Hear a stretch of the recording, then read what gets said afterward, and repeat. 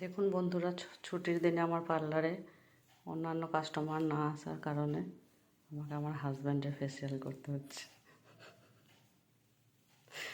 বাড়ির লোকের কেয়ার নেওয়া হয় না, তাই ছুটির দিনে নিচ্ছি। ট্যান ফেসিয়াল করে দিচ্ছি। সারাদিন রোদে গরমে ঘুরে ঘুরে বেড়াই, প্রচুর ট্যান পড়ে যায়, তাই ট্যান রিমুভ করার জন্য ট্যান ফেসিয়াল হচ্ছে।